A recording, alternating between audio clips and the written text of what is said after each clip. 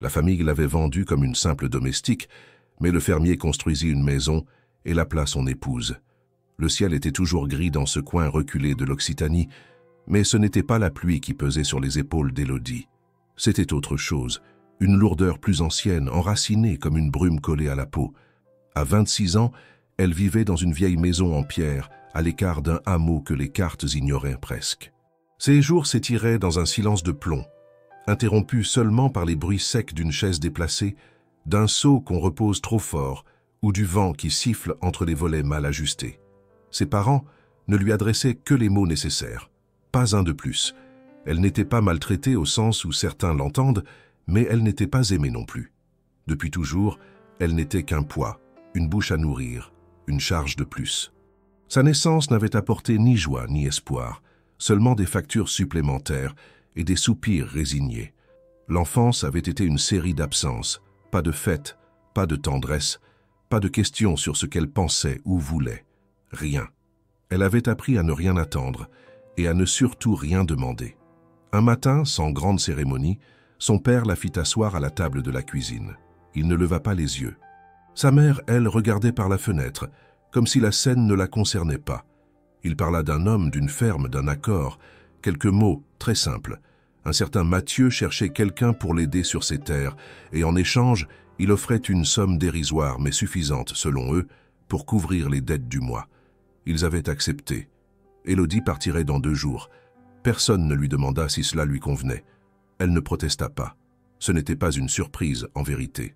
Cela faisait des années qu'elle sentait qu'un jour, on finirait par vouloir se débarrasser d'elle d'une manière ou d'une autre.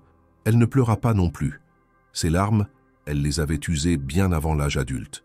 Elle monta dans sa chambre et prit sa petite valise. Un vieux bagage en cuir, fatigué et râpé, hérité d'une tante morte depuis longtemps. Elle y plaça quelques vêtements, un livre qu'elle relisait souvent et une photo. C'était la seule qu'elle possédait d'elle, enfant, prise par une institutrice lors d'un Noël scolaire. Le jour du départ, il faisait froid. Pas un froid mordant, mais un froid qui s'insinue dans les os et y reste, comme une promesse. À la gare, ses parents restèrent à distance. Ils ne l'embrassèrent pas. Ils ne lui dirent pas au revoir. Quand le train arriva, elle monta sans se retourner. La valise était lourde, non par ce qu'elle contenait, mais par tout ce qu'elle représentait. Elle s'assit près d'une fenêtre, le regard fixe, les mains croisées sur ses genoux. Elle ne savait rien de la ferme, ni de l'homme qui l'y attendait. Elle n'avait reçu aucune lettre, aucune indication, à part un nom griffonné à la hâte. Mathieu. C'était tout. Elle imaginait un vieil homme rude, exigeant, peut-être violent. Mais cela n'avait pas d'importance. L'essentiel, c'était qu'on n'attendait rien d'elle. Elle pouvait simplement être là, faire ce qu'on lui demandait et exister dans l'ombre. C'était déjà plus que ce qu'elle avait connu jusqu'ici. Le train avançait lentement, traversant les paysages vallonnés du sud. Les champs défilaient, ponctués de fermes isolées et de troupeaux épars. Élodie ne regardait pas vraiment.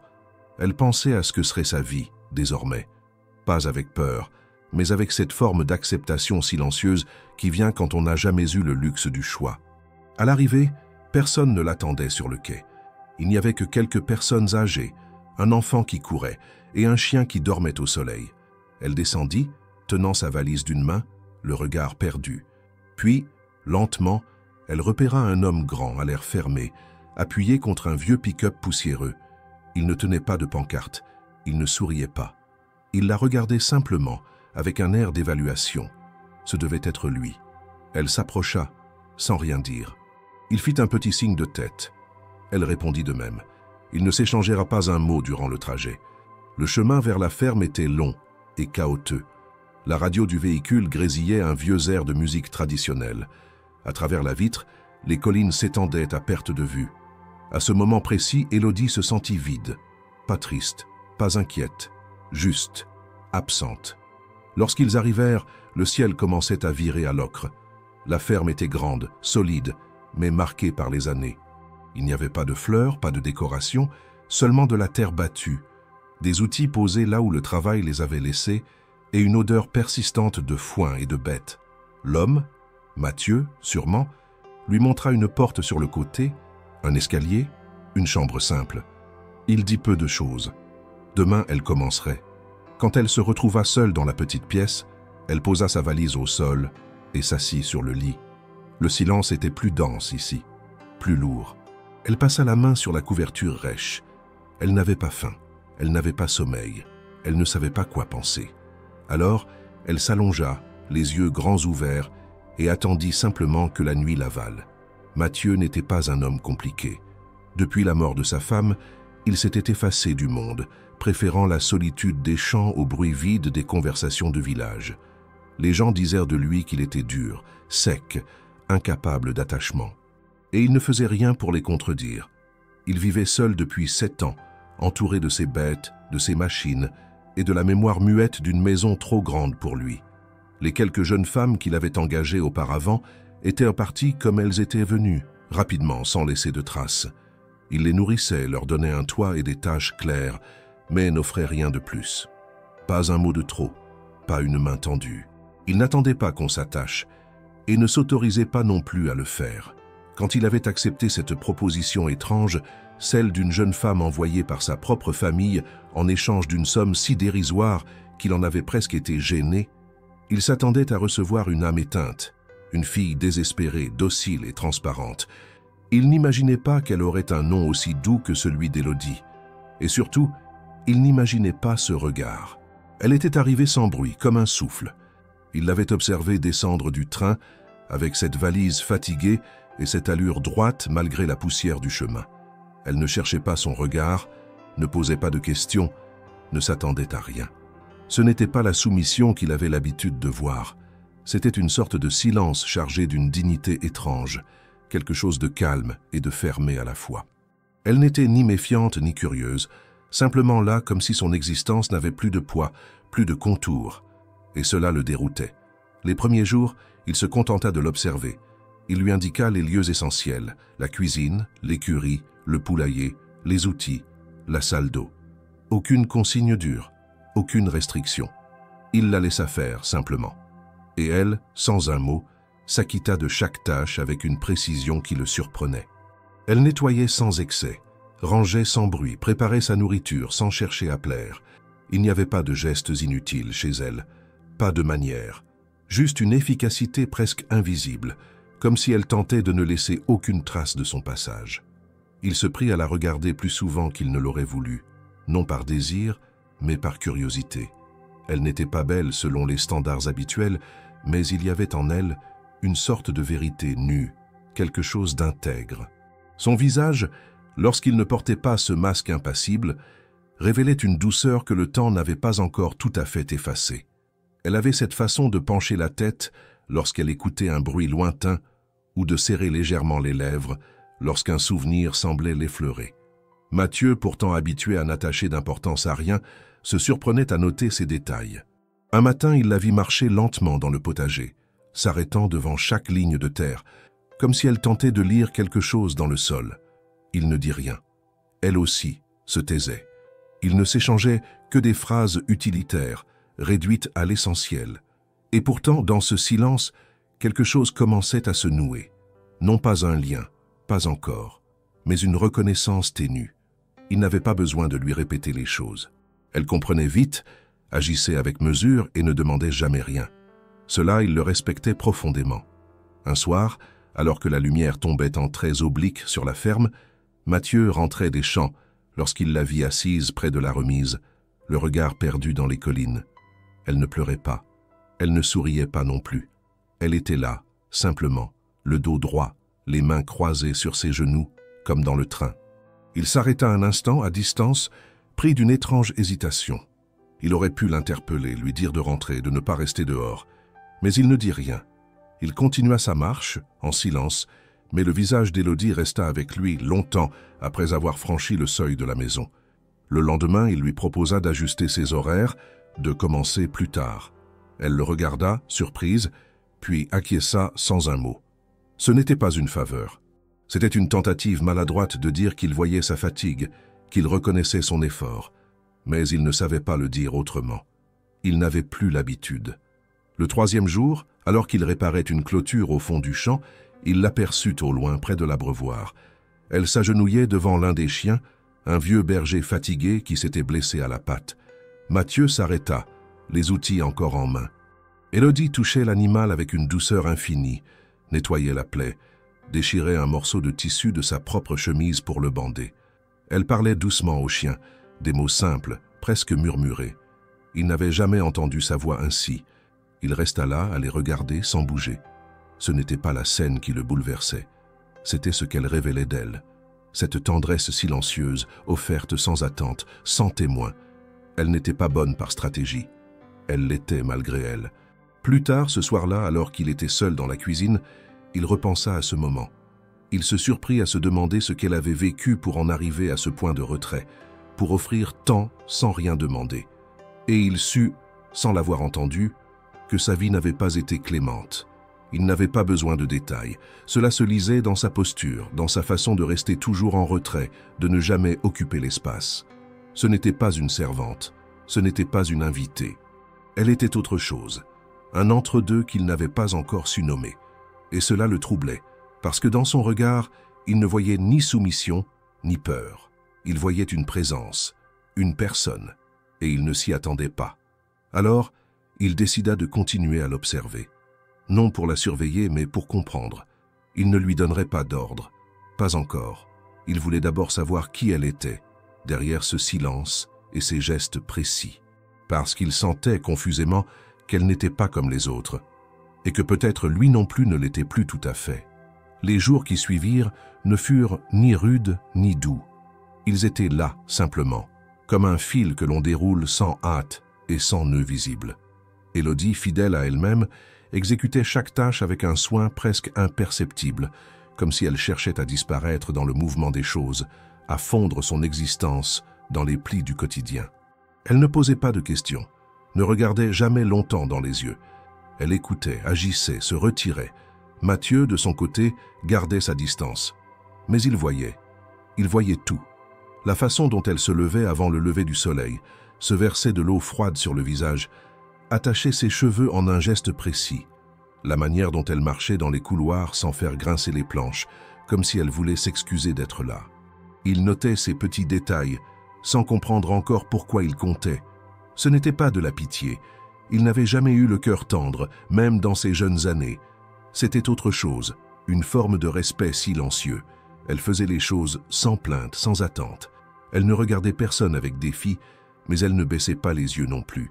Et cela créait autour d'elle un espace étrange, presque sacré dans sa simplicité. Pourtant, ce silence qui semblait la protéger devenait, au fil des jours, une muraille pesante. Il y avait dans cette absence de mots une densité que Mathieu n'avait jamais connue avec les autres. Ce n'était pas de la froideur, c'était une absence d'habitude à être écouté. Et cela lui posait problème, à lui qui n'était pas bavard, mais qui s'était habitué aux échanges pratiques.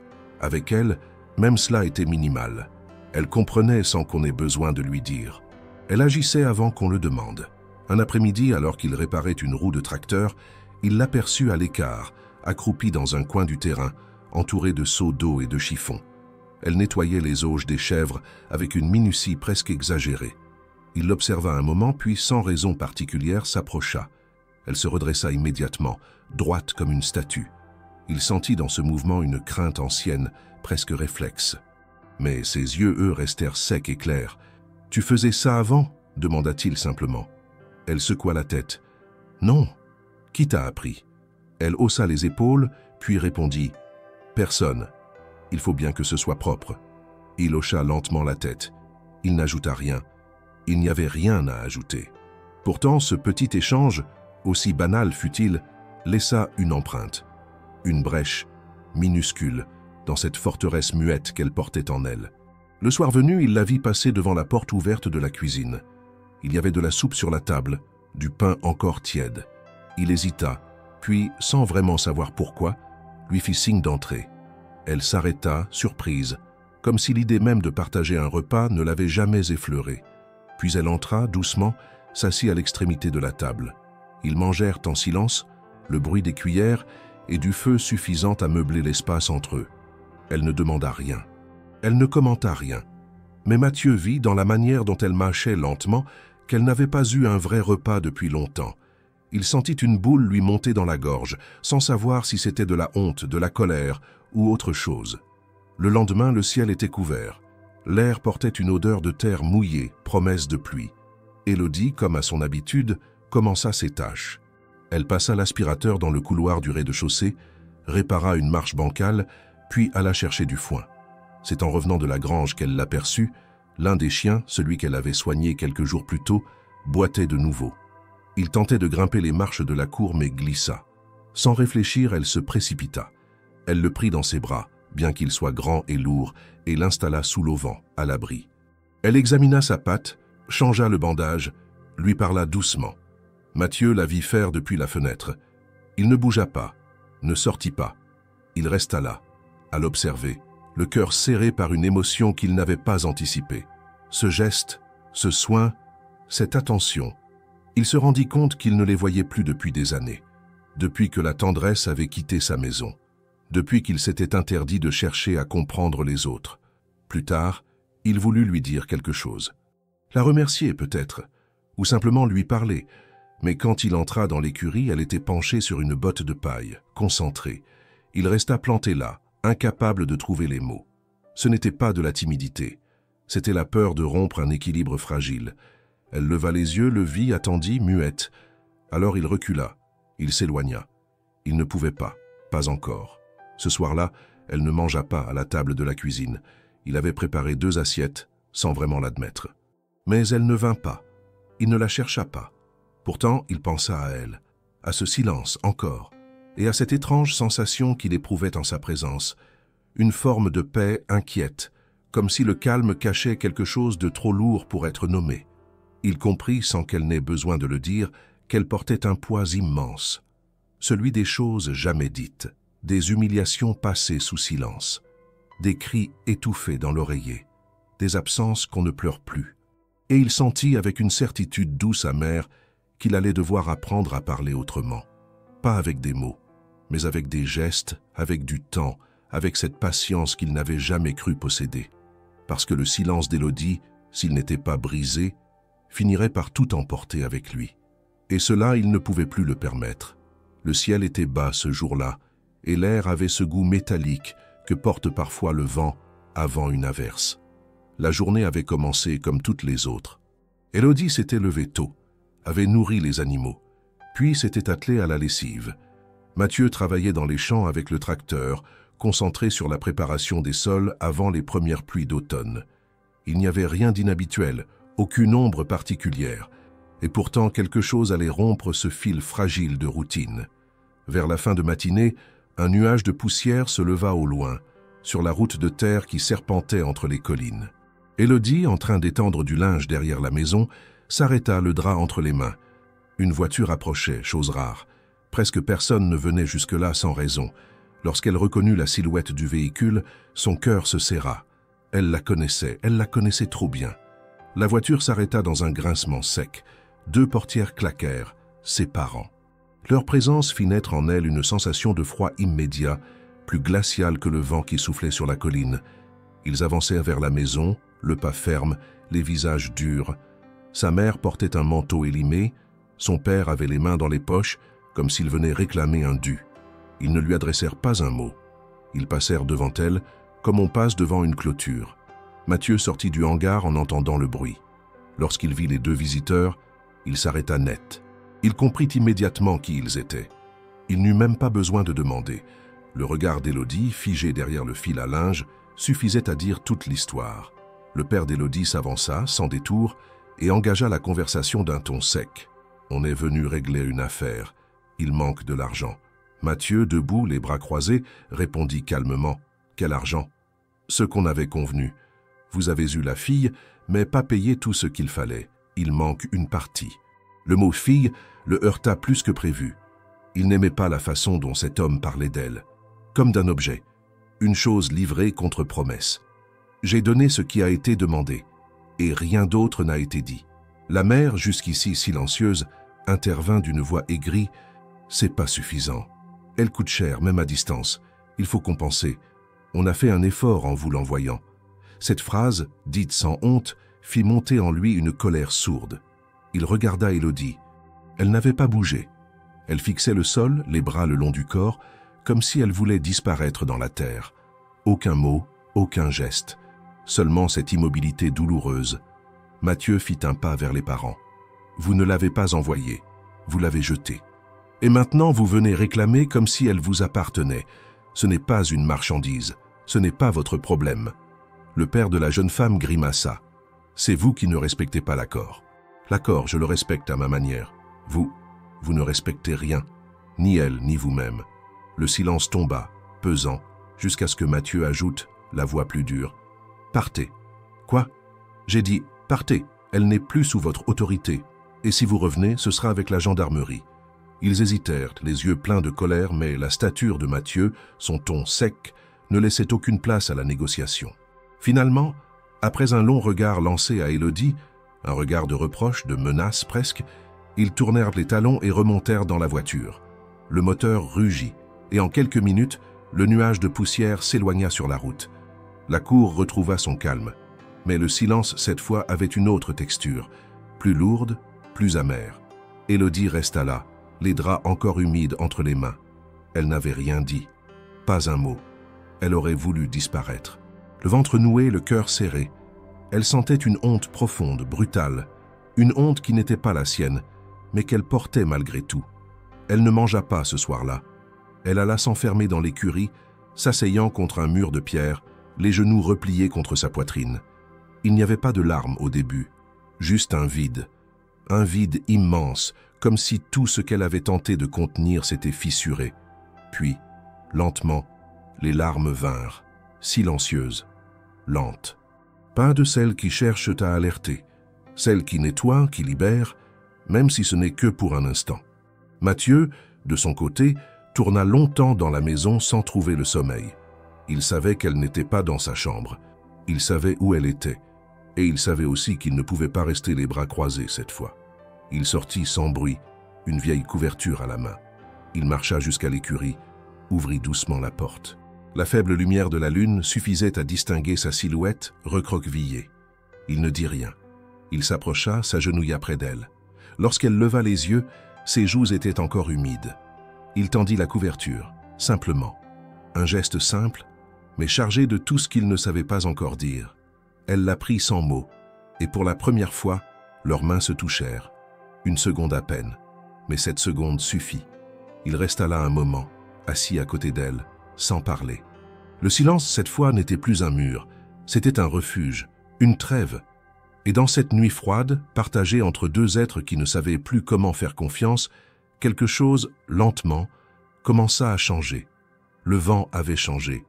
Il n'apportait plus seulement l'odeur âcre de la terre ou celle, plus douce, du bois humide. Il portait quelque chose d'indéfinissable, une tension paisible, presque imperceptible, comme un fil que l'on sent tendu entre deux points, sans savoir qui le tient. Depuis la nuit dans l'écurie, depuis la couverture tendue en silence, Élodie et Mathieu avaient cessé d'être deux présences étrangères dans la même maison.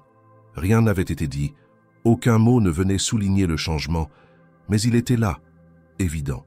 Leurs regards se croisaient plus souvent. Leurs gestes, toujours simples, prenaient parfois un détour inutile, comme s'ils cherchaient à prolonger la proximité. Mathieu, de plus en plus, trouvait des raisons de passer près d'elle.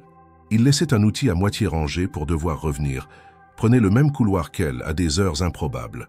De son côté, Élodie, bien qu'encore discrète, commençait à se déplacer avec moins de peur. Elle ne demandait toujours rien, mais elle ne se faisait plus aussi petite qu'avant. Elle prenait la tasse de café que Mathieu laissait sur la table, répondait par un léger hochement de tête lorsqu'il parlait. Ce n'était pas grand-chose, mais dans cette maison marquée par les absences, c'était déjà un bouleversement. Un matin pluvieux, alors que le travail dans les champs était impossible, Élodie entreprit de nettoyer une des pièces du premier étage que Mathieu n'utilisait plus.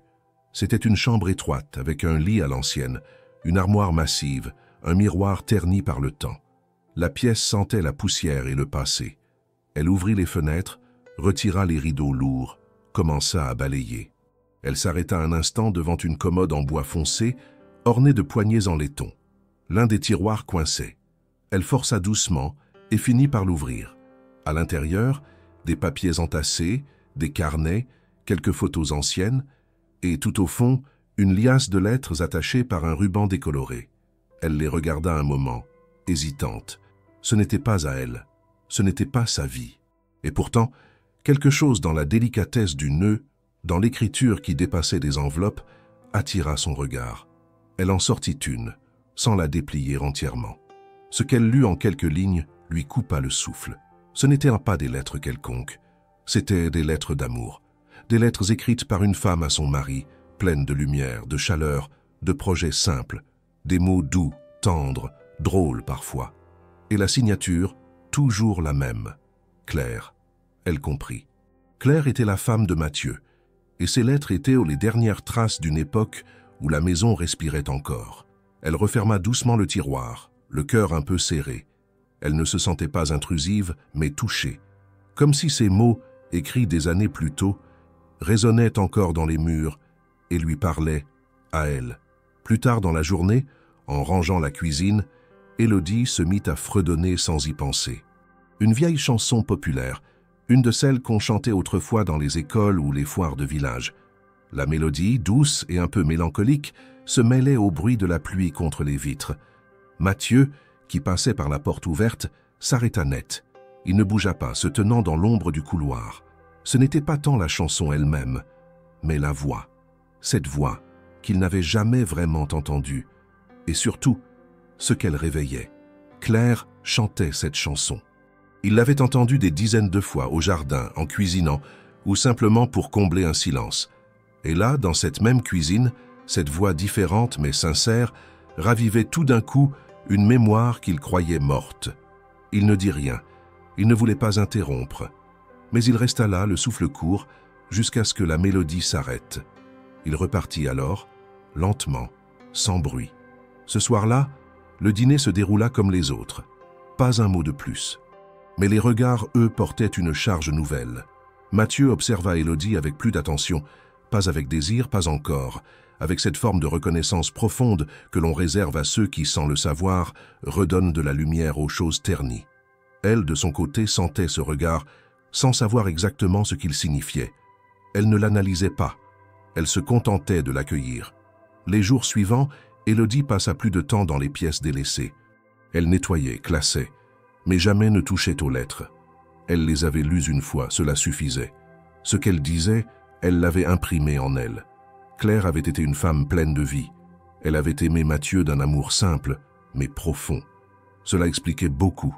La dureté qu'il portait, ce repli sur soi, cette distance avec le monde. Ce n'était pas du désintérêt, c'était une blessure. Et pourtant, malgré cette mémoire vivace, Élodie ne se sentait pas en compétition avec ce passé. Elle n'était pas là pour prendre une place. Elle n'en cherchait pas.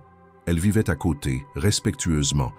Et c'est peut-être cela qui, paradoxalement, l'ancrait de plus en plus dans le cœur même de cette maison.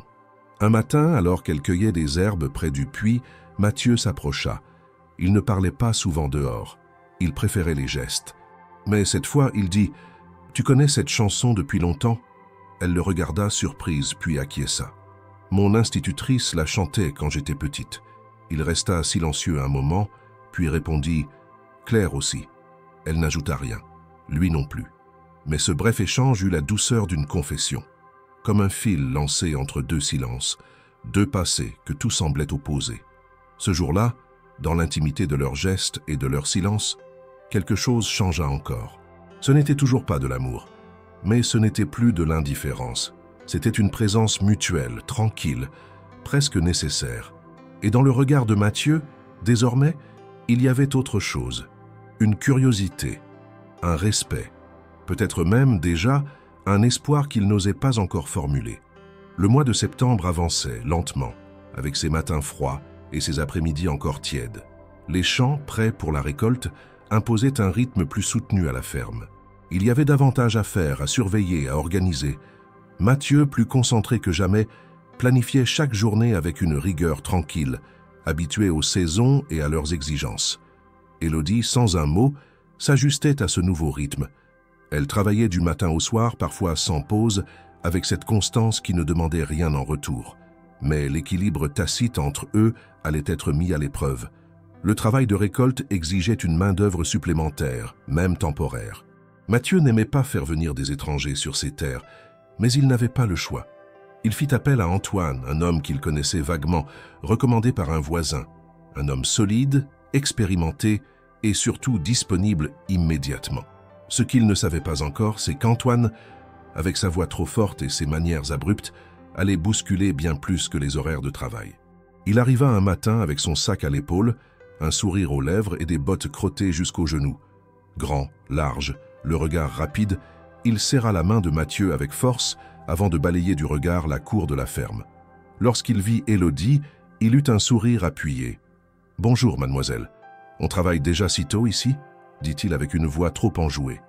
Élodie se contenta d'un bref regard, sans répondre. Elle n'aimait pas ce ton, ni ce regard qui pesait plus qu'il ne regardait vraiment. Elle retourna à ses tâches, espérant qu'il comprendrait. Mais Antoine n'était pas de ceux qui comprennent les silences. Dès les premiers jours, sa présence devint pesante. Il parlait fort, riait seul, lançait des commentaires inutiles à tout bout de champ. Il suivait Élodie du regard, parfois même de trop près. Il posait des questions sous couvert de curiosité. D'où elle venait, pourquoi elle était là, si elle avait quelqu'un, si elle était libre. Toujours avec un sourire, toujours avec cette légèreté feinte qui ne masquait pas la lourdeur de ses intentions. Élodie ne répondait pas. Elle s'éloignait, détournait la tête, travaillait ailleurs dès qu'il s'approchait. Mais cela ne suffisait pas. Un jour, il alla jusqu'à poser sa main sur son bras pour l'aider à porter un seau déjà léger. Elle se raidit aussitôt. Ce n'était pas un geste violent, mais il portait en lui la certitude de pouvoir toucher sans permission. Elle recula, les yeux froids, et s'en alla sans un mot. Mathieu avait vu la scène, de loin. Il ne réagit pas immédiatement. Il attendit le soir. Quand Antoine termina sa journée et s'installa à l'extérieur pour fumer une cigarette, il alla le trouver. « Je ne veux pas que tu t'approches d'elle comme ça », dit-il simplement. Antoine haussa les épaules. « Je voulais juste être poli. Elle est un peu sauvage, ta fille. Ce n'est pas ma fille. Ce n'est pas une fille va conquérir non plus. Tu es là pour travailler, pas pour déranger. » Le ton était calme mais sans équivoque.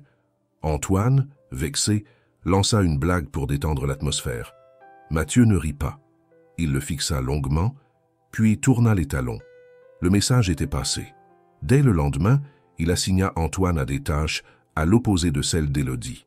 Il organisa les journées de manière à ce qu'il n'ait plus à se croiser. Élodie comprit rapidement ce qu'il avait fait. Elle n'en parla pas. Elle continua simplement à faire ce qu'elle faisait déjà. Travailler, observer, se taire. Mais dans ses gestes, il y avait un peu moins de tension. Quelques jours plus tard, Mathieu proposa à Élodie de l'accompagner dans les champs du Haut, ceux qu'on atteignait en marchant à travers les collines. C'était rare. Il travaillait seul, d'habitude. Elle accepta sans poser de questions. Ils partirent à pied, tôt le matin, dans un silence agréable, ponctué seulement par les bruits des pas dans les herbes hautes. Ils marchèrent longtemps, sans se presser. Lorsqu'ils atteignirent le sommet, le paysage s'ouvrit devant eux comme une mer de champs dorés. La lumière rasait les collines, les arbres se balançaient doucement dans le vent. Ils s'assirent sur une pierre plate. Mathieu sortit une gourde, la tendit à Élodie. Elle but, le remercia. Il la regarda un instant. « Je sais que ce type t'a mise mal à l'aise. » Elle baissa les yeux. « Je suis désolé. Je n'ai pas voulu... »« Tu n'as rien à te reprocher, » coupa-t-il. « Lui, oui. » Elle acquiesça lentement. « Je n'ai pas l'habitude qu'on me défende, » dit-elle dans un souffle. Il la fixa longtemps. Il comprit dans cette phrase simple tout ce qu'elle ne disait pas, tous les silences de sa vie, toutes les fois où elle avait dû se débrouiller seule, avaler l'injustice, encaisser le mépris. « Tu n'as plus à te défendre seule ici, » répondit-il. Elle le regarda enfin vraiment. Il n'y avait rien de séducteur dans ses yeux, rien d'attendu, juste un homme qui avait compris, un homme qui respectait, sans chercher à posséder. Ils restèrent là longtemps à regarder le ciel. Le vent soufflait plus fort, mais il ne faisait pas froid.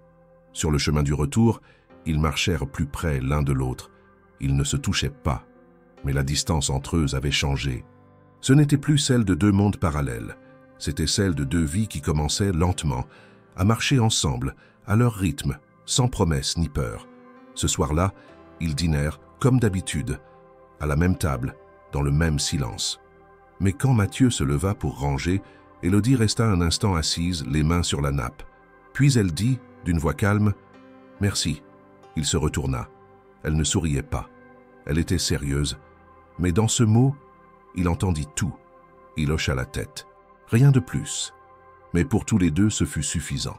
Les jours s'étaient étirés, un à un, comme les sillons d'un champ qu'on laboure avec constance. Les tensions s'étaient apaisées depuis le départ d'Antoine, et la ferme avait retrouvé son rythme plus feutré, presque harmonieux. Élodie n'évitait plus les regards de Mathieu, même si les mots restaient rares. Il n'y avait toujours rien de précipité entre eux, mais tout dans leurs gestes témoignait d'un ajustement silencieux, d'un équilibre nouveau. Ils n'étaient plus deux inconnus réunis par la nécessité, mais deux solitudes qui, sans bruit, commençaient à partager quelque chose de plus intime, plus solide. Un matin, alors que le soleil réchauffait à peine les pierres de la cour, Mathieu lui proposa quelque chose d'inhabituel. Il l'attendait devant la remise, les mains dans les poches, l'air plus réservé que d'ordinaire. « Viens », dit-il simplement. Elle le suivit sans poser de questions. Ils traversèrent un petit sentier bordé de haies, contournèrent les granges et s'arrêtèrent devant une parcelle de terre inutilisée, juste derrière la maison. Une bande étroite, exposée au soleil, protégée du vent. Jusqu'ici, elle n'avait été qu'un carré de terre nue, à peine entretenu. « Tu peux la voir, » dit-il, « pour faire ce que tu veux, planter, semer, cultiver, comme tu veux. » Elle le regarda, les sourcils légèrement froncés, comme si elle cherchait la blague cachée ou une condition à venir. Mais il ne souriait pas, et son regard était sérieux. « Ce n'est pas pour le travail, c'est pour toi. » Élodie ne répondit pas. Elle se tourna vers la terre, s'accroupit, prit une poignée entre ses doigts. Elle la sentit, l'écrasa doucement. Elle était sèche en surface, mais encore souple dessous. Elle laissa retomber la terre, se redressa et acquiesça simplement. Le lendemain, elle commença à y travailler, sans fanfare, sans déclaration.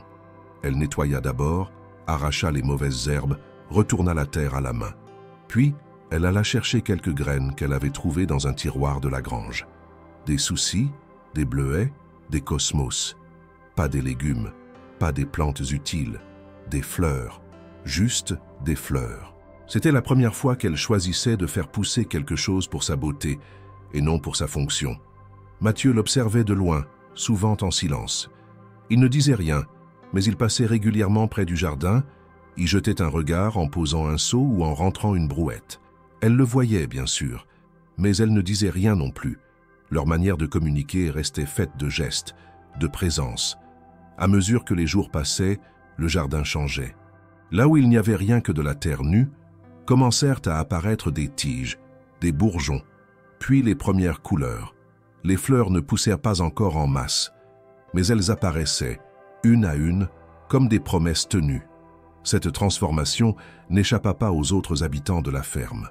Les chiens, qui d'habitude traînaient autour des granges, venaient s'allonger à l'ombre des jeunes pousses. Les chats s'y glissaient à l'aube. Les oiseaux, attirés par les graines tombées, vinrent picorer le sol. Le petit jardin d'Élodie devint un lieu vivant, presque secret, au cœur d'une propriété où tout avait toujours été pensé pour l'usage, jamais pour l'agrément. Un soir, alors que le ciel se teintait de rose, Élodie rentra plus tard que d'habitude. Elle avait passé des heures à réarranger les bordures de son petit domaine floral. Lorsqu'elle entra dans la maison, elle trouva Mathieu en train de poser 2 assiettes sur la table. Sans un mot, il lui fit signe de s'asseoir. Ce n'était pas une invitation exceptionnelle. Il partageait souvent le dîner désormais. Mais ce soir-là, il y avait une bougie posée sans raison, allumée malgré la lumière encore présente, et sur la table, une miche de pain qu'il avait visiblement été chercher au village. Ils mangèrent en silence, comme toujours, mais quelque chose dans l'ambiance avait changé. Pas de tension, plutôt une forme d'intimité, fragile, mais bien réelle. Après le repas, Mathieu resta assis, les coudes sur la table. « Tu as choisi des fleurs, » dit-il doucement. « Pas des légumes. » Elle acquiesça. « C'est la première fois que je peux planter sans obligation. Je voulais juste voir quelque chose fleurir. » Il hocha la tête. Il comprenait. Mieux qu'il ne l'aurait cru. « Elle pousse bien, » ajouta-t-il. « Tu as la main sûre. » Elle sourit presque malgré elle, un sourire discret qui n'arrivait pas souvent. Il le vit, et ce sourire, plus que les fleurs, fut le signe que quelque chose, chez elle aussi, commençait à changer. Les jours suivants, ils prirent l'habitude de passer un moment en fin d'après-midi près du jardin. Mathieu n'aidait pas, mais il regardait. Il posait parfois une question. Elle répondait. Et ce simple échange, autour d'un carré de terre et de quelques pétales, suffisait à faire exister un lien. Le jardin n'était pas seulement un lieu de beauté, il devenait le reflet exact de ce qu'elle construisait en elle. Chaque pouce était une preuve qu'elle pouvait créer, transformer, faire naître quelque chose de tendre dans un sol qui ne promettait rien. Et Mathieu, sans le dire, voyait cela.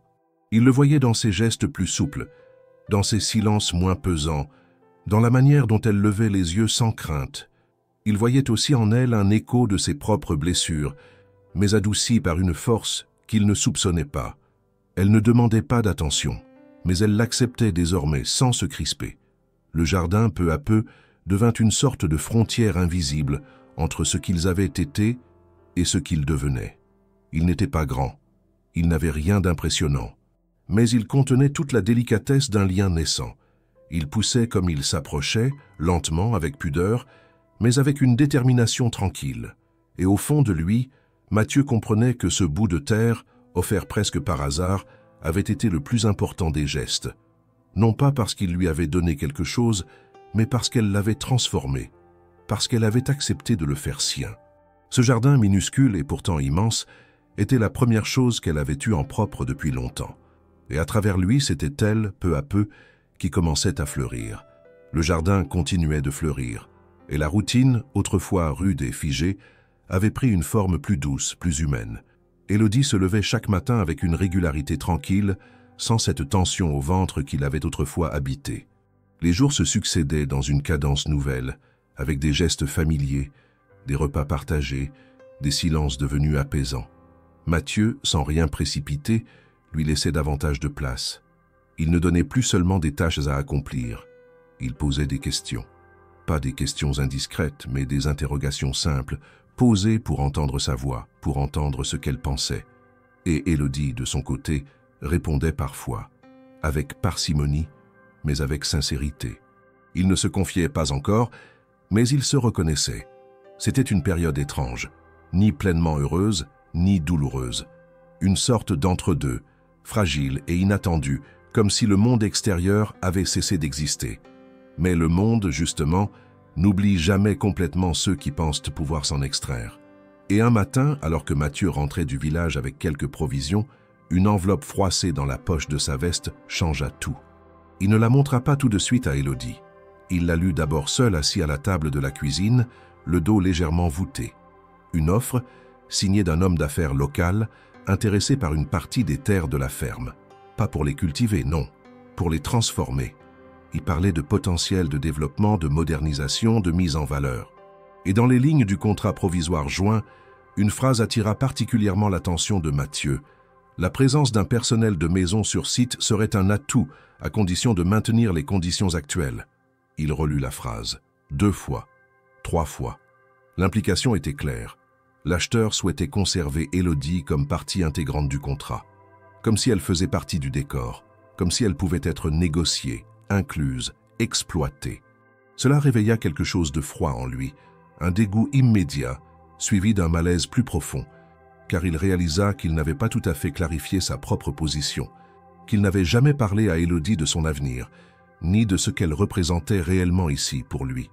Le lendemain, Élodie le trouva plus distant. Il ne la regardait pas vraiment. Il parlait moins. Il repartait dans les champs sans prévenir, rentrait tard, mangeait vite. Elle sentit immédiatement le changement. Elle n'était pas habituée à l'affection, mais elle savait reconnaître l'absence. Quelque chose s'était déplacé entre eux et elle n'en connaissait pas la cause.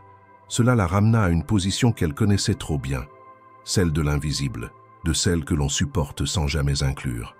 Elle n'osa pas poser de questions, mais le soir elle resta debout plus longtemps que d'habitude, immobile près de la fenêtre, à regarder les collines noircies par la nuit. Quelques jours passèrent ainsi, tendus, silencieux. Mathieu évitait de croiser son regard. Il se battait intérieurement contre une pensée qu'il refusait d'admettre, la peur qu'elle parte, la peur qu'elle découvre l'offre, qu'elle croit, ne serait-ce qu'un instant, qu'il avait envisagé de l'accepter.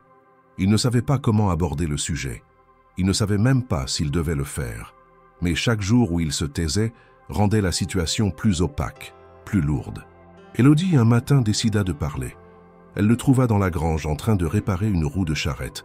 Elle resta debout un moment, le dos droit, puis dit « Il se passe quelque chose ?» Mathieu s'arrêta, sans lever les yeux. « Non, rien. » Elle insista. « Vous me regardez comme si j'étais de trop. » Cette phrase, dite calmement, sans reproche, le frappa plus qu'il ne l'aurait cru. Il posa ses outils, se redressa lentement. Il aurait pu nier. Il aurait pu lui dire qu'elle se trompait. Mais il choisit un silence maladroit, un de ceux qui confirment plus qu'ils ne rassurent. Élodie baissa les yeux. « Alors je suis encore un arrangement, dit-elle. Comme avant. »« Ce n'est pas ça, répondit-il. C'est quoi alors? Je suis ici parce qu'on me tolère ou parce que je compte ?» Il ne répondit pas tout de suite. Ce n'était pas l'envie qui manquait, mais les mots. Il n'avait jamais su parler sous pression. Et là, devant elle, il ne voulait pas dire ce qu'il pensait mal. Il y a eu une proposition. Pour une partie des terres, ils ont écrit des choses qui m'ont mis mal à l'aise. Elle comprit immédiatement. Elle comprit, même sans tout savoir, que quelque part, quelqu'un l'avait considéré comme une condition, une clause, et que Mathieu, au lieu de refuser avec force, s'était muré dans un silence. Elle ne cria pas, elle ne pleura pas. Elle dit simplement « Je croyais que c'était fini ce genre de place ». Elle tourna le dos, repartit vers la maison. Il ne la suivit pas ce jour-là. Le soir, elle ne vint pas dîner. Il mangea seul, l'assiette en face de lui intacte. Il se leva à plusieurs reprises, fit 2 pas vers la porte, puis revint s'asseoir. Il n'était pas en colère contre elle. Il était en colère contre lui-même, pour avoir laissé l'ombre du doute s'installer, pour n'avoir pas su, encore une fois, parler à temps. Durant les jours suivants, l'atmosphère entre eux redevint distante. Pas comme au début, pire en quelque sorte, car cette distance venait d'un recul après une avancée. Il ne s'agissait plus de 2 inconnus. Il s'agissait de 2 personnes qui avaient frôlé quelque chose et qui s'étaient abîmées par maladresse. Mais sous ce silence nouveau, quelque chose résistait. Une volonté, encore discrète, de ne pas laisser s'effondrer ce qui avait été construit. Élodie continua à entretenir son jardin. Les fleurs continuaient de pousser. Mathieu, à défaut de parler, repoussa définitivement l'offre de vente. Il ne répondit pas par lettre. Il alla lui-même rendre le contrat, déchiré, au bureau du notaire. Il n'en parla pas. Mais il savait qu'elle finirait par l'apprendre. Et peut-être que ce jour-là, quand elle le saurait, elle comprendrait que son silence n'avait jamais été du mépris, mais une lutte contre sa propre incapacité à dire l'essentiel. L'automne s'installait avec lenteur, recouvrant les champs d'un voile doré et les arbres d'un silence craquant. Les journées se faisaient en plus courtes, et la lumière qui pénétrait dans la maison paraissait plus douce, comme si elle respectait un deuil invisible. Entre Élodie et Mathieu, le calme était revenu, mais pas l'aisance. Ils se parlaient à nouveau, mais avec cette retenue qui naît des choses qu'on a laissées sans explication. Le jardin, bien qu'encore fleuri, semblait refléter ce nouvel état d'équilibre fragile. Moins éclatant, mais toujours là, résistant au froid, au silence, au malentendu. C'est dans cette période incertaine qu'un événement inattendu fit basculer une partie de leur histoire commune. Cela se produisit un soir de vent fort, lorsque les volets mal fixés claquaient contre les murs et que le feu, dans l'âtre de la cuisine, peinait à rester stable. Mathieu était dehors à attacher une bâche qui menaçait de s'envoler, et Élodie, seule dans la maison, tentait de maintenir les flammes dans la cheminée principale. Alors qu'elle s'agenouillait pour replacer une bûche, un coup de vent plus violent que les autres fit vaciller l'un des cadres accrochés au-dessus de la cheminée. Elle le vit tomber au ralenti, mais n'eut pas le temps de le retenir. Le bois heurta les pierres avec un bruit sourd, puis glissa derrière le meuble. En se penchant pour le ramasser, Élodie découvrit qu'un autre objet s'était décroché en même temps, un petit portrait caché qu'elle n'avait jamais vu. Il était recouvert de poussière, légèrement jauni par le temps, mais encore intact. Elle le prit dans ses mains, souffla doucement sur le verre.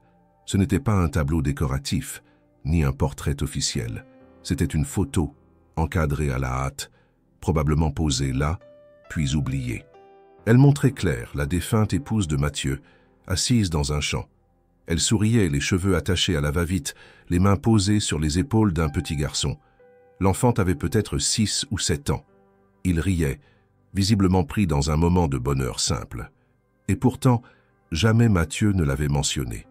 Élodie resta longtemps immobile, fixant cette image comme si elle regardait à travers le verre un monde qui ne lui appartenait pas. Elle ne ressentit pas de jalousie ni de tristesse. plutôt une forme de vertige.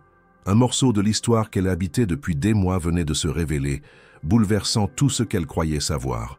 Ce n'était pas seulement le deuil d'un amour que Mathieu portait en silence. C'était aussi celui d'un fils, d'une paternité qu'il n'avait jamais évoquée. Elle reposa le cadre doucement sur la table, puis rangea les bûches restantes. Quand Mathieu rentra trempé par la pluie et irrité par le vent, elle ne dit rien. Elle lui tendit une serviette, il la prit, se sécha le visage.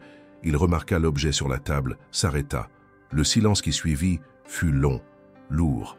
Il comprit immédiatement ce qu'elle avait vu. Il ne détourna pas les yeux, mais resta debout, le regard figé sur la photo. « Il s'appelait Léo », dit-il enfin. Élodie ne répondit pas. Il n'attendait pas une réponse. Il parlait pour la première fois d'une douleur enfouie si profondément qu'elle semblait étrangère à sa propre voix. « Il est mort 6 mois après Claire. Une fièvre, un médecin trop lent. J'ai cru que je pouvais survivre à la perte d'une épouse, mais pas à celle d'un enfant. Alors j'ai tout fermé, la maison, le cœur, les souvenirs. J'ai mis ce cadre-là derrière pour ne plus le voir, et je me suis interdit de le chercher ailleurs. » Il s'assit, lourdement. Élodie prit place en face, le visage calme, les mains posées sur ses genoux. Il reprit la voix plus basse. « Quand tu es arrivé, je t'ai vu comme une charge, un poids imposé. Et puis, petit à petit, j'ai commencé à attendre tes pas dans le couloir, à écouter ton silence comme on écoute une présence, mais je n'ai pas su quoi faire de ça. Je ne voulais pas trahir cette image, ni Claire, ni Léo. » Elle baissa les yeux. « Tu n'as rien trahi, dit-elle. Tu continues. » Il la regarda longuement. Pas avec cette intensité qu'on réserve aux grandes déclarations, mais avec la fatigue d'un homme qui n'avait jamais mis de mots sur son deuil. Elle, en face, ne cherchait pas à consoler. Elle n'était pas là pour combler un vide. Elle était simplement là, et c'était suffisant. Le lendemain, elle se leva plus tôt. Elle prépara le café, ouvrit les volets malgré le froid. Mathieu descendit, encore ensommeillé. Le cadre était toujours sur la table. Il s'en approcha, le regarda, puis le prit dans ses mains. « Je vais le remettre, dit-il. » Il le fit, pas au même endroit. Il le posa sur une étagère dans le couloir, là où la lumière de l'après-midi venait frapper le mur. Il n'y avait pas d'autel, pas de cérémonie. Juste un geste simple fait sous le regard silencieux d'Élodie. Dans les jours qui suivirent, il ne revint pas sur le sujet, mais quelque chose en lui semblait s'être apaisé. Moins raide dans ses gestes, plus présent à table, plus attentif à son environnement. Élodie, de son côté, reprit ses habitudes. Mais dans sa manière de bouger dans la maison, il y avait une nuance différente. Elle n'était plus l'étrangère qui s'adaptait. Elle faisait désormais partie de la mémoire du lieu, au même titre que ceux qui y avaient vécu. Un soir, elle cuisina un plat simple, rustique, composé avec ce qu'il restait dans le garde-manger. Un plat qu'elle n'avait jamais préparé ici, mais dont elle avait trouvé la recette dans un cahier oublié sous une pile de journaux. Elle ne savait pas exactement pourquoi elle l'avait choisi, seulement qu'il lui semblait juste. Lorsque Mathieu s'assit à table, il reconnut l'odeur. Il s'immobilisa un instant. « C'était son plat préféré, dit-il à voix basse. » Elle ne répondit pas. Elle continua à servir, comme si de rien n'était. Mais dans ce silence, dans ce geste, tout avait été dit. Et pour la première fois depuis longtemps, ils mangèrent en paix. L'automne touchait à sa fin, et avec lui, les dernières feuilles s'accrochaient aux arbres comme des promesses fragiles qu'on refusait de lâcher. Le vent, plus froid, annonçait l'hiver, mais la maison, curieusement, semblait moins dure, moins austère qu'auparavant. L'intérieur, bien que toujours simple, avait gagné en chaleur. Quelques objets déplacés, des ustensiles laissés en vue, des gestes du quotidien rendus visibles. Ce n'était pas une transformation spectaculaire, mais elle était réelle. Un espace partagé avait été créé, sans contrat, sans déclaration, seulement par le temps et la volonté d'y être encore le lendemain. Depuis la soirée où Élodie avait cuisiné le plat préféré de Claire, les choses avaient changé entre eux. Non dans les mots, mais dans la manière de se croiser dans les couloirs, de se regarder en posant une assiette, de s'arrêter une seconde de plus avant de reprendre une tâche. Il n'y avait toujours pas eu de geste direct, ni de promesse. Mais il n'y avait plus de distance non plus. Ils s'étaient reconnus dans la perte, dans le silence, dans l'effort. Et c'était devenu leur lien. Un matin, alors que le givre recouvrait les rebords des fenêtres, Mathieu proposa à Élodie de le suivre jusqu'au nouveau bâtiment en construction, un peu à l'écart de la maison principale. Il avait commencé les travaux à la fin de l'été, profitant d'un peu d'argent qu'il n'avait finalement pas utilisé pour vendre une partie des terres. Elle savait qu'il y travaillait parfois le soir, seul, sans qu'il ne dise jamais vraiment pourquoi. Elle avait supposé qu'il s'agissait d'un nouveau hangar ou d'un atelier, quelque chose de pratique. Elle ne s'en était pas mêlée. Mais ce matin-là, il vint la chercher, les mains dans les poches, l'air sérieux. « Tu viens ? J'ai quelque chose à te montrer. » Ils marchèrent en silence, les pas craquant sur le sol gelé. Le bâtiment se dressait au bout d'un petit sentier, encore inachevé, mais solide. Les murs étaient montés, les fenêtres posées, le toit couvert. Il ouvrit la porte. L'intérieur était simple, encore vide, mais on y sentait déjà une forme d'intention. Un espace clair, aux murs blancs, une grande fenêtre donnant sur le jardin d'Élodie, une petite cheminée dans un coin. À l'entrée, un seuil en bois, et juste devant, un parterre de terre prêt à accueillir des plantations. « Ce n'est pas un abri, dit-il, ce n'est pas une remise, c'est une maison. » Elle ne dit rien. Il poursuivit. « Elle est pour toi, pas comme salaire, pas comme récompense, pas parce que tu m'aides, parce que tu es ici, parce que tu as changé ce lieu, et parce que, si tu le veux, j'aimerais que tu restes. » Il ne la regardait pas quand il parlait. Il fixait le mur en face, comme si les mots risquaient de s'effondrer s'ils croisaient ses yeux. Elle, debout au milieu de la pièce, sentait son cœur battre plus fort que d'habitude. Pas de peur, pas de surprise, mais d'un mouvement profond, difficile à contenir. Il ajouta plus doucement, « Pas comme employé, pas comme obligation. Je veux que tu sois ici parce que tu choisis de l'être. » Le silence qui suivit fut long. Elle regarda autour d'elle. L'espace, bien que vide, était déjà habité de son nom. Elle le sentait. Les proportions, la vue, les matériaux choisis, tout témoignait d'une attention qu'elle n'avait jamais reçue.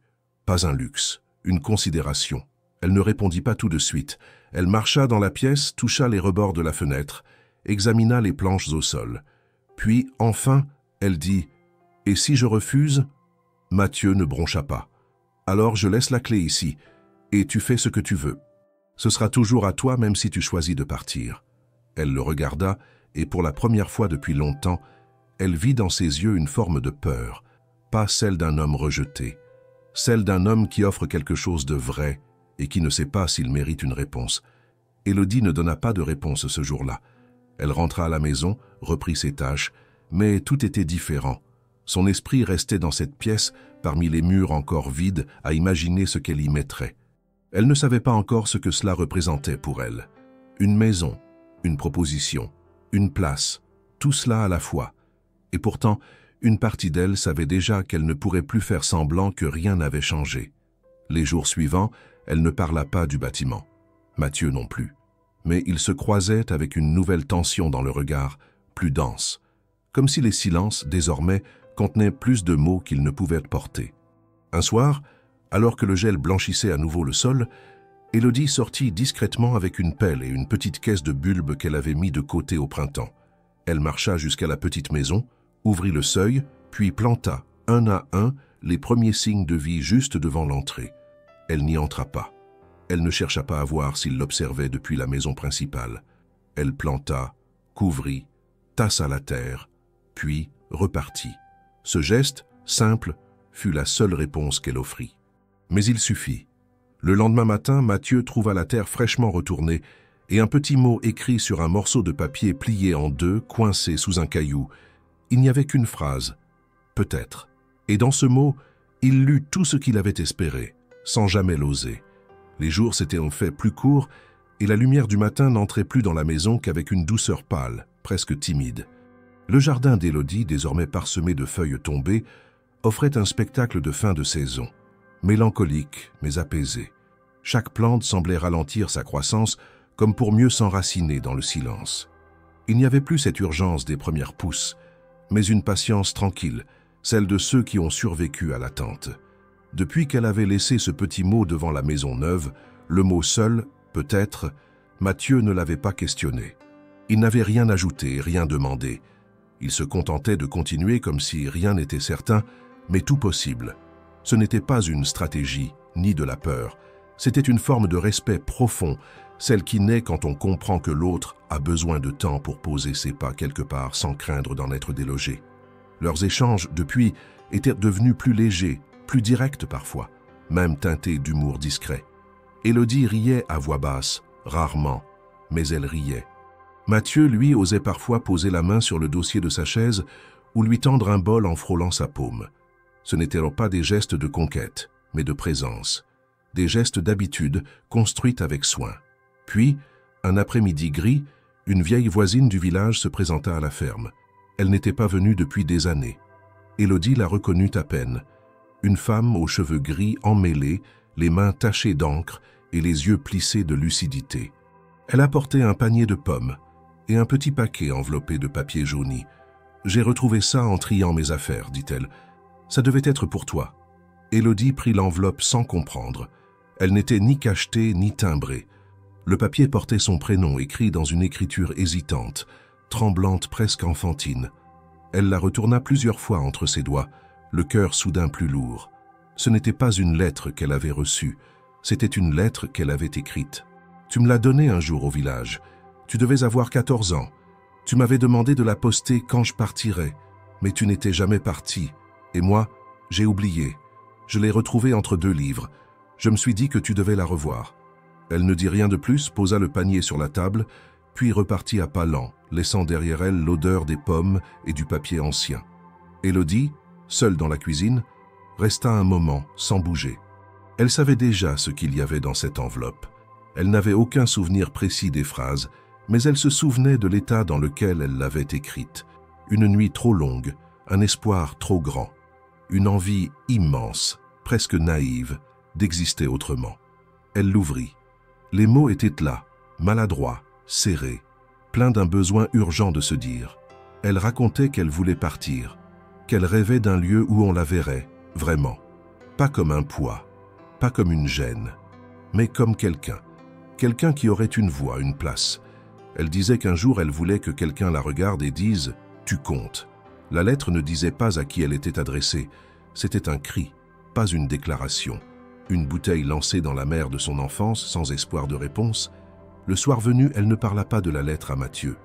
Mais elle la relut seule, sous la lumière faible de sa lampe, et comprit que, sans s'en rendre compte, cette lettre avait fini par trouver son destinataire, que ce qu'elle avait écrit, presque à l'aveugle, s'était doucement matérialisé, sans grand fracas, mais avec une exactitude troublante.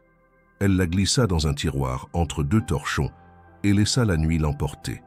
Le lendemain, alors qu'elle était au potager, Mathieu entra dans la cuisine. Il vit l'enveloppe dépassant du tiroir entrouvert. Il reconnut l'écriture. Ce n'était pas celle d'un adulte.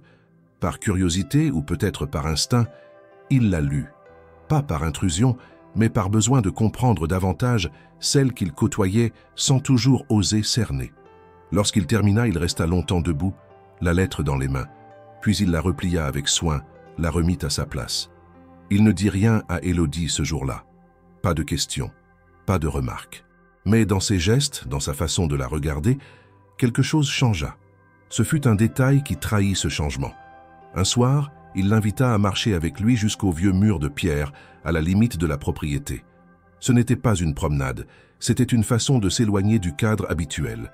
Là, à l'abri du vent, il dit simplement « Tu sais, parfois on cherche une place pendant si longtemps qu'on oublie ce qu'on voulait vraiment y faire. » Elle le regarda, sans répondre. « Je ne te demande rien, mais si un jour tu veux poser ton sac ici, poser tout ce que tu portes, ce sera là. Pas pour m'aider, pas pour être utile, juste parce que c'est toi. » Elle se détourna légèrement, la gorge trop serrée pour parler. Il ne chercha pas à remplir le silence. Il l'accompagna jusqu'à la maison, à pas lents. À la porte, elle s'arrêta. Puis, sans tourner la tête, dit simplement « J'ai longtemps cru que j'étais faite pour être de passage. Merci de me faire douter de ça. » Ce soir-là, la cheminée brûla plus doucement que d'habitude. Le feu, moins vif, tenait malgré tout. Ils mangèrent peu, parlèrent encore moins. Mais entre eux, il n'y avait plus rien à expliquer. Il n'y avait plus qu'à laisser le temps faire son œuvre. Lentement, mais sûrement. La fin de l'automne laissait derrière elle une campagne dépouillée, dénudée de ses couleurs vives, mais traversée par une lumière d'une pureté presque tranchante. Les jours devenaient courts, les ombres longues, et la ferme semblait retenue dans une forme de retenue elle aussi, comme si tout ce qui s'y passait était observé à demi-mot, dans une tension muette, mais douce. Depuis la lecture de la lettre oubliée, quelque chose avait basculé entre Élodie et Mathieu.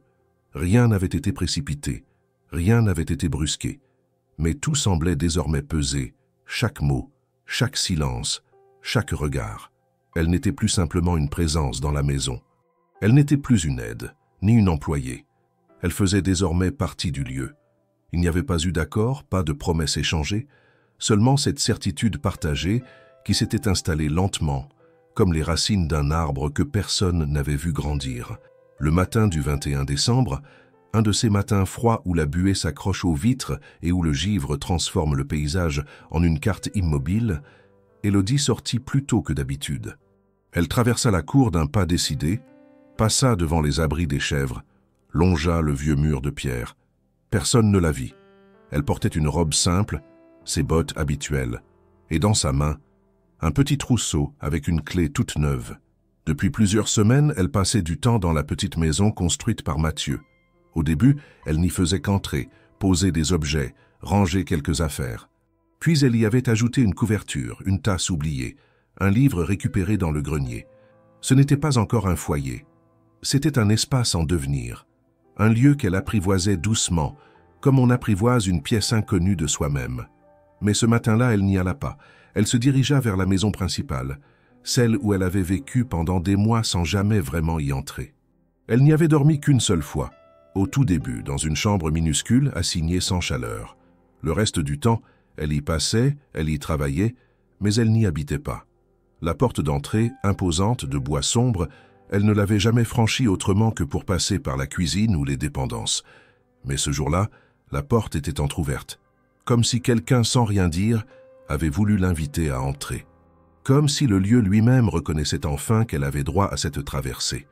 Elle s'approcha. La lumière filtrait par l'entrebâillement, et sur la table, juste visible depuis le seuil, se trouvaient 2 tasses et une clé. Elle entra. Pas par effraction, pas sur la pointe des pieds. Elle entra comme on entre là où on a été attendu. Le silence dans la pièce était presque solennel.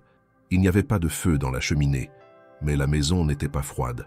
Mathieu était assis près de la fenêtre, le dos droit, les mains posées sur ses cuisses. Lorsqu'il la vit, il ne dit rien. Il ne sourit pas. Il la regarda seulement, avec cette attention particulière qu'on accorde aux choses précieuses et fragiles. Elle s'approcha lentement.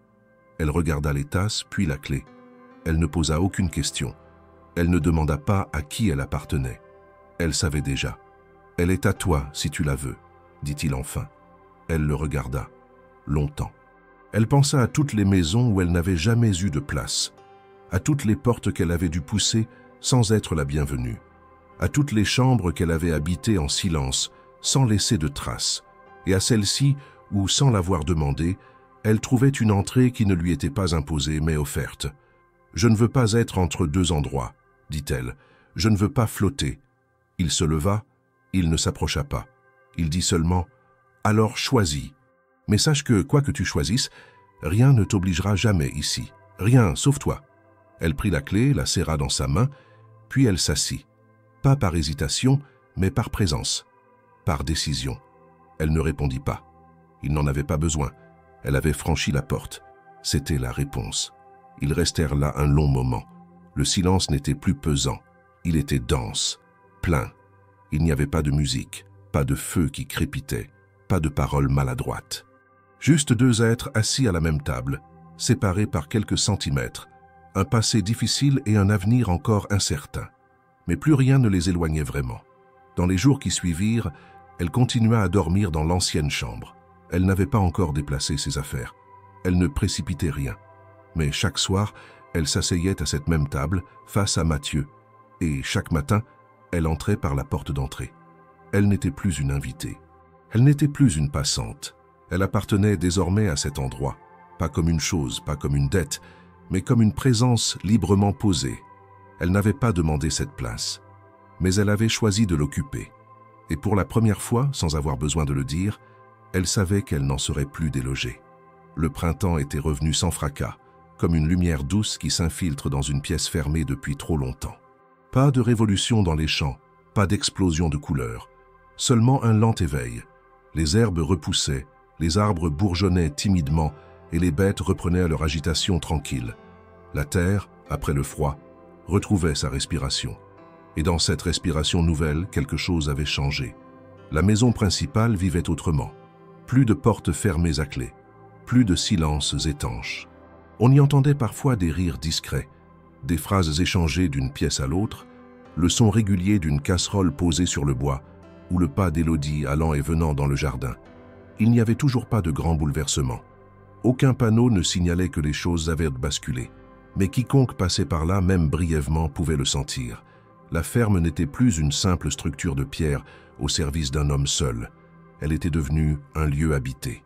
Habité dans le plein sens du terme. Élodie ne vivait plus entre deux espaces. Elle n'avait pas officiellement quitté la petite maison que Mathieu avait construite pour elle, mais elle l'avait transformée en atelier, en lieu de rangement, en refuge secondaire. Sa chambre était désormais dans la maison principale. Elle y dormait, elle y lisait, elle y écrivait parfois. Le jardin qu'elle avait commencé l'année précédente avait doublé de taille, s'étendant jusqu'à la limite de l'ancien potager. Des fleurs y cohabitaient avec des herbes médicinales et quelques légumes qu'elle cultivait par envie, non par nécessité. Elle ne se contentait plus de faire pousser. Elle aménageait, elle décorait, elle construisait. Les gens du village, longtemps silencieux, avaient fini par poser des questions. Qui est-elle, cette fille venue de nulle part? Elle travaillait ici, elle était restée, et maintenant elle habitait là, comme si cela avait toujours été le cas. Les réponses étaient diverses, parfois floues. Certains disaient qu'elle avait été embauchée et qu'elle n'était jamais repartie. D'autres murmuraient qu'il y avait eu une histoire tragique, que Mathieu, le solitaire, avait enfin trouvé quelqu'un.